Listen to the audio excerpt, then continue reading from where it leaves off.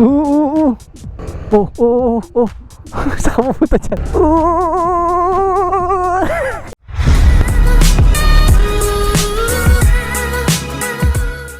Ito yung ADX, ang isa sa pinaka-maporma na nagamit ko. Tsaka napakatibay. Pero joke lang po, joke lang. Yun, meron siyang compartment. At magmumotor kami ngayon. Kami yung Bristol Elite. Direct! Yes, okay na po tayo, sir. Okay po. Gloves na lang po natin sa paa. Alam mo yung sa China, yung may skateboard na pinapatong sa upuan. Ayo. Ba't may ganun ko eh? Pwesto ka na dun. Alam ko Ano mo rin, ngayon, market na ako, maayos ayos ka. Grabe to, parang Aerox talaga, no? Aerox na version 1. Gaganda ng mga helmet nila, oh. Daniela, kaya ba? Kaya today? Alright, kunyari take off na. Sunod ang alis. Alright. Yee-hoo.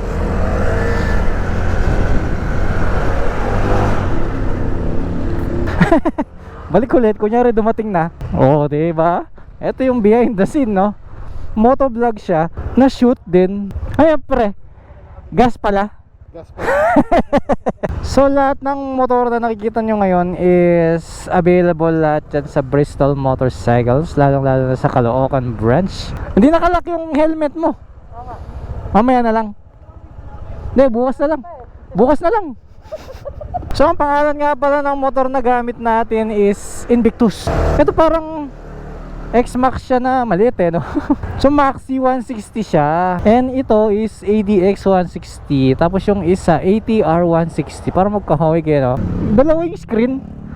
Tapos merong side mirror pero walang mirror.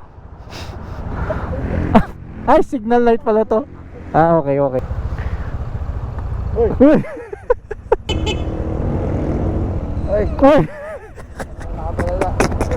Si Sergio, nakamoto Morini naman, oh. Escape pala yung pronunciation, no? Nga, so parang SBT ko lang, oh. Aba, meron palang helmet ng Gino na ganyan, no? Carbon na classic, okay yun, ha?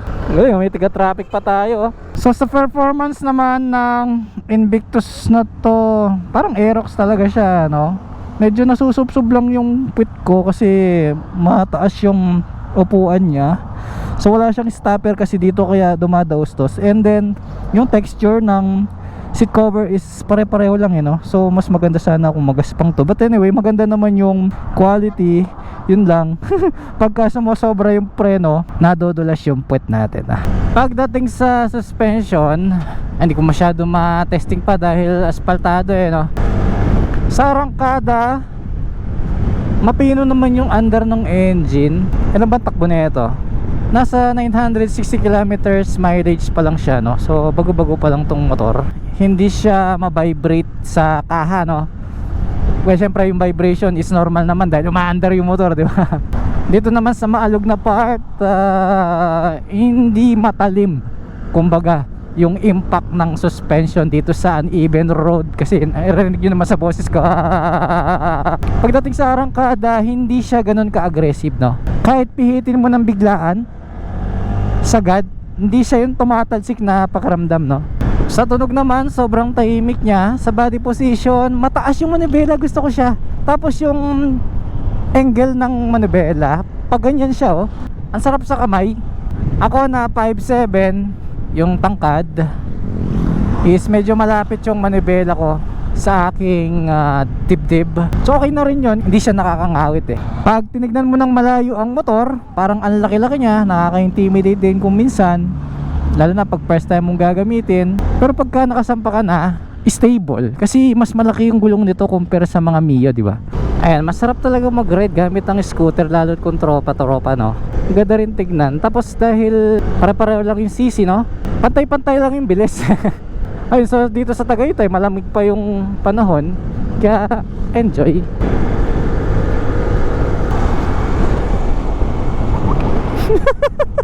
Tignan natin yung bilis niya ngayon. Nabulin natin yung dalawa.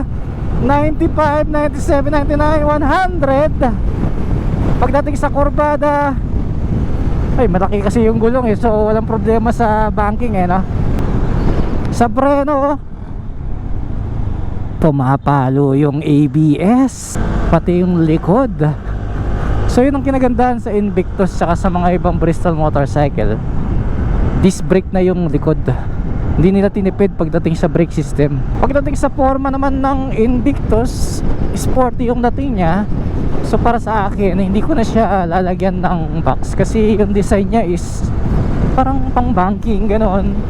Pogi siya eh, para siyang sports bike sa mga big bikes. Nice oh, mukhang enjoy na enjoy sila oh. Dito tayo sa lalawigan ng Magigiting. Welcome to Nasugbu. Wow! Ganda sa banking oh. Woohoo! Iyon, ang ganda nung napili nilang lokasyon no. Ang presko dito, super green na. Pasok tayo doon, mauna na ako doon. Okay. Sige.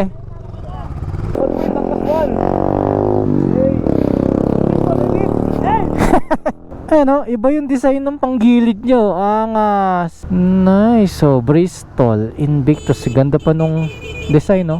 Lumagpas yung Montero. Habulin ni Mau ngayon. Yeng.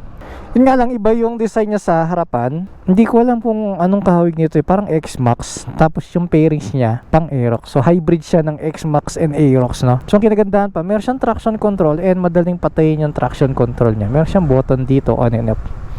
Yan, on and off. So ito, maganda yung controls niya. Ito o ito.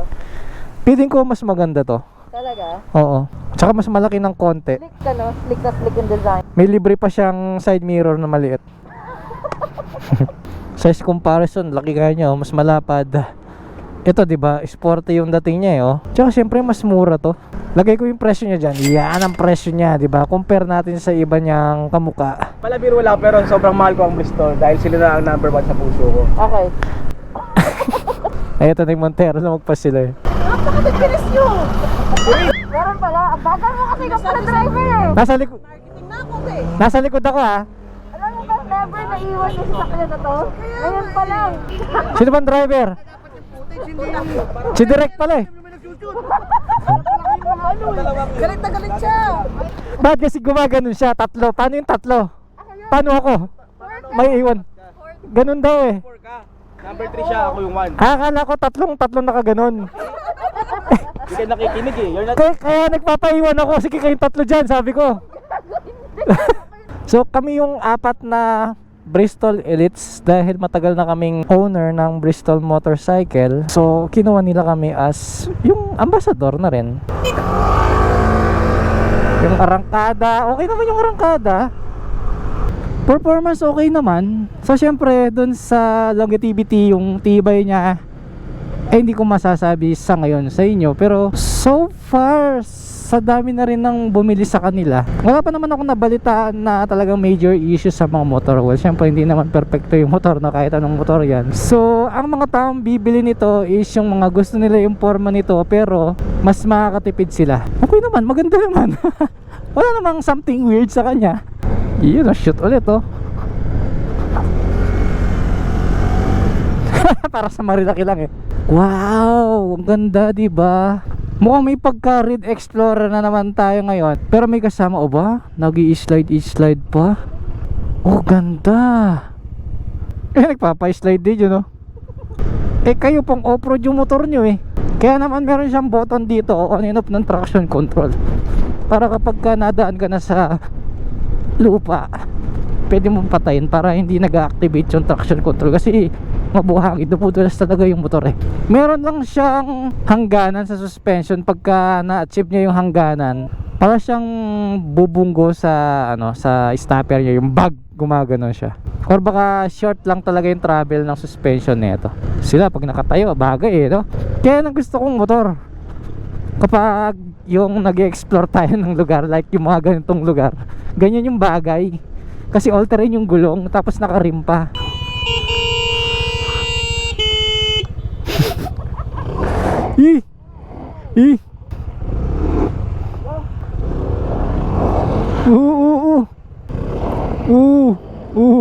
Maganda sabay kayo. Ayun oh. Ayun oh. Maganda sabay dito sa lupa. Yan, ganyan oh. Yan, galing.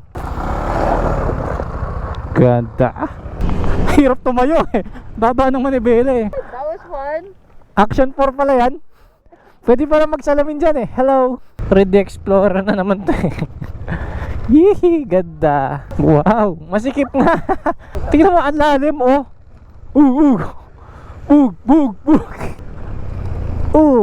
Nakakatakot lang sa memplang, matatalim yung bato. Ayan oh. Laki ng bato. Ang helmet dyan, Celeste. Celeste pala yan? Yung helmet mo? Oo. Ito, anong pangalan nito? Celeste. O ba't pareho pangalan ng helmet natin? Celeste ba nakalagay? Oo. Ayun o, Celeste. Ba't ganun? Tingnan mo yung kalsada. Oh. Basag-basag. Oh. Let's go! Hataw, Invictus! Walang dumadaan pero may kalsada. Private property siguro to. Sila, ang bilis nila magpatakbo. Wasakan talaga ng suspension tsaka gulong dito. Overlooking kasi dito eh. Sa kaliwa ko, maganda yung view. Sa kanan ko naman, parang golf course. Ngayon, mabait si kuya, thank you. Ano kayang meron dito eh, no? Oo. Maganda nga to, parang farm siya, no? Brown yung kulay ng lupa dito eh. Ang tarik oh. Wow. Pero malakas yan par no? Para sa Aerox. Hindi ko pa na-try eh. Hindi mo kasi ginagamit yung Aerox. Hindi ko pa na top speed eh. Hindi, malakas yan. Naka-Aerox ako eh. 4 valves ba to? 4 valve. Pinenta ko kay Jolo yung sa akin. Oo. Tawa na ako. Pero nung tinesting ko yan, malayo, malakas. So tayo tatlo may Aerox ba kayo pare-pareho? Oo. Tara, kaya tayo small bike. Buskalan! Wow. May natatagong ganda ang loob nito. Parang rancho siya, no? Ayun no, ang daming guests. May mga kabayo at may mga tao. Oh. Saan ka pupunta dyan? Uy!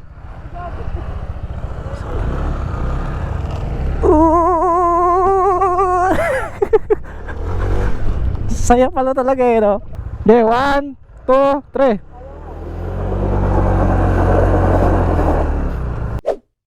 Nasaan si Angel Vlogs? Sir Gia Vlog. Ayun si Angel Vlogs oh.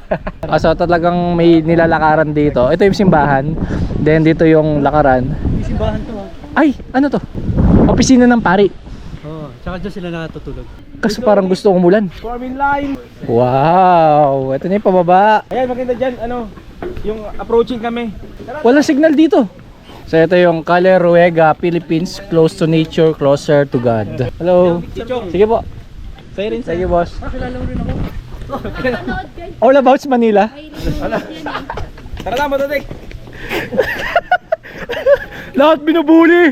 Ay, parak na. Hayop ka parak. Tsaka maganda, ginawa nilang tali yung bako din. Wow, ganda. Maganda yung pagkakadesenyo nila dito sa pababang bahagi ng bundok na to, no? Tapos totoong tunog ng waterfalls. Talagang naagos yung tunog, oh. Ang daming barya. Sarap sa tenga yung tunog, no? Non-stop yung waterfalls. Dito naman, eto na yung hanging bridge na. Totoo nga, hanging nga siya. Pero maiksi lang siya, no? Galing, oh, para tayo nga sa Baguio. Tumitaaling, malaki, oh. Kung hanging bridge siya, ibig sabihin, naalog yan. Ay, totoo nga.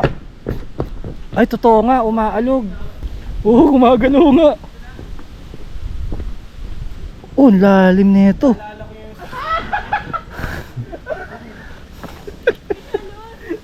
Siya yung na-shoot eh. Meron palang fear of heights si Amber Vlogs. Oo. Fear of shake cam. Ano?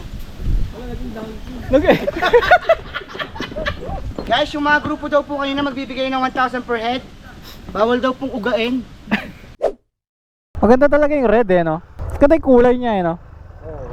Madumi lang. Pero mas okay yung ATR. Iba po yung Okay. quality. Parang mas bagong design yun, no? Oo, palit na quality. Let's go. So tapos na yung shoot namin. So yun, ang mayaya. Ang masasabi ko sa motor, nakulangan lang ako sa travel ng suspension eh. Pero syempre hindi naman siya design for off-roading eh. Pang city ganun. Oh ganda. May kinasal oh. Sa power okay naman. Sa smoothness ng ride okay naman din. Malakas naman yung sipa niya kahit papaano. Pero syempre kung galing ka sa malakas na motor, mapagkukumpara mo sila. Pero kung magbaback to zero ka, okay naman yung power niya. Oh, saya din yung ganito. Nakakamiss din magkaroon ng kasamang nagra-ride, tas scooter kayo lahat. Baka meron pa kayong alam na magandang lugar dito. Naligaw pa si Red so pwede kayong mag-suggest dyan sa comment section. Si Ma'am Daniela mukhang nabitin pa sa ride. Oh, cute ng bag no. Grabe, kanya-kanya kayo ng trip no. Wala lang siyang lock para sa brake no. Wala siyang handbrake. ATR 116, ganda oh. Diba? Nice. Grabe yung underarm Pino Nagbo-bottom lang siya kapag talagang sobrang lubak. Okay naman, hindi siya bitin. Kahit paahon yung kalsada. Naku, ang dami ng aksidente pala dito. Mukhang nag-head-on collision sila. In comparison naman sa mga ibang units no, you pay less pero you get more. Compare sa ibang brand mas ibinaba nila yung presyo ng motor nila para mas abot ng ordinaryong Pilipino. Pero syempre, comparison naman kasi mas mura to. Ang bibilis ng mga kasama ko. Ano nangyari sa kanila? Pare-pareho lang naman kami ng motor. Bakit ang hataw nilang magpatakbo? Naku, hataw din tong kotse. Ayan na. Sabi ko na Yeah. tamang singit-singit lang. May GMA. Ano yung GMA na yun? Ito na yung Ferris wheel na malaki Ay, lumagpas nga pala ako. Hindi na dito. Oo nga pala. Bago ka nga pala makarating ng ginagawang flyover ba yun? Tamang singit-singit lang. O sige, tontonin ko muna. Doon ako magtatapos. Grabe, nakakaya. Sulit yung ride ko dito. Puti maraming gasto. Eto na yung bulaluhan. Okay.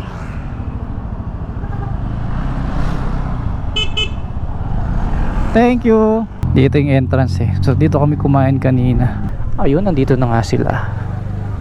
Nauna pa sila sa akin. Lumagpas ako. Oo.